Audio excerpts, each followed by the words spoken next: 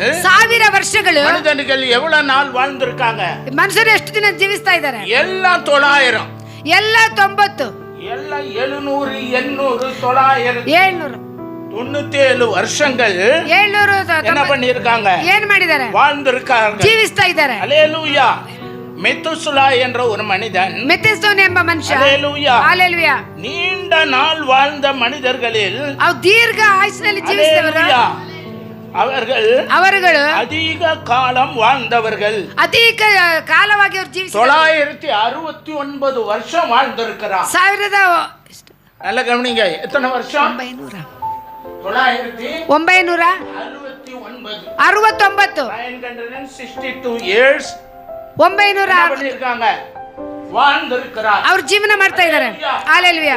எல்லாரும் வாழ்ந்தாங்க, ಎಲ್ಲರೂ ಜೀವನ ಮಾಡಿದರು அந்த காலங்களில். ಆ ಕಾಲದಲ್ಲಿ நோவாவும் 900 வருஷம் தான். ನೋವನು 900 ವರ್ಷ. Hallelujah, hallelujah. 1000 வருடம் ஆகும்போது, 1000 ವರ್ಷ ಆಗುವಾಗ, ಚೆನ್ನಾಗಿ ಗಮನಿಸಿರಿ, 1000 வருடம் ಆಗುம்போது 1000 ವರ್ಷ ಆಗುವಾಗ ಅಳಿವು ಬಂದದೆ, ನಾಶ ಬಂದಿತ್ತು. Hallelujah, hallelujah. ಏನು ಅಳಿತಾ? ಯಾಕೆ ನಾಶ ಮಾಡಿದರು? ಯಾರು ಉಂಟಾಕನದೆ? ಯಾರು ಉಂಟು ಮಾಡಿದ್ದು? ಉಂಟಾಕನದೆ. ಯಾರು ಉಂಟು ಮಾಡಿದ್ದು? ಭೂಮಿಯ ಉಂಟಾಕಲ, ಈ ಭೂಮಿಯನ್ನು ಉಂಟು, மனுஷனையும் உண்டாக்கல, ಮನುಷ್ಯನು ಉಂಟು ಮಾಡಲಿಲ್ಲ. செடி கொடி மிருகங்கள் பார்க்கிற யாவும் மனுஷன் உண்டாக்கல, ಗಿಡ ಮರಗಳು ಯಾವುದು ಮನುಷ್ಯನು ಉಂಟು ಮಾಡಲಿಲ್ಲ. ಕರ್ತನಾದ ಯೇಸು, ಕರ್ತನಾದ ಯೇಸು ಎಲ್ಲವற்றையும் ಉಂಟಾಕಿனார். ಎಲ್ಲವನ್ನೂ ಉಂಟು ಮಾಡಿದರು. ஹalleluya, ಹalleluya. அவர் ஏன் அழித்தா?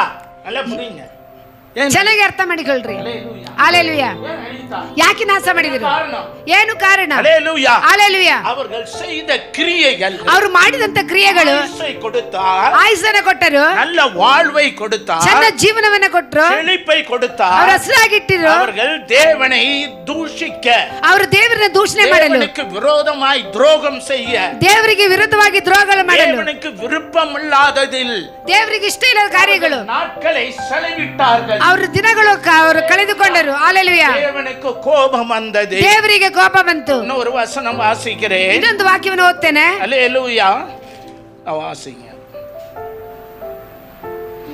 யோபு 22 ಯೋಬು 22 15 22, யோபு 22 15 16 17. ಕೆಟ್ಟವರ ಮೊದಲಿನಿಂದಲೂ ನಡೆದ ದಾರಿಯನ್ನು ಹಿಡಿಯುವಿಯಾ? ಅಕಾಲ ಮರಣವು ಅವರನ್ನು ಅಪಹರಿಸಿತ್ತು, ಅವರಿಗೆ ಆಧಾರವಾಗಿದ್ದ ನೆಲವು ನೀರಾಗಿ ಹರಿಯಿತು. ದೇವರು ಅವರ ಮನೆಗಳನ್ನು ಸಂಪತ್ತಿನಿಂದ ತುಂಬಿಸಿದರು.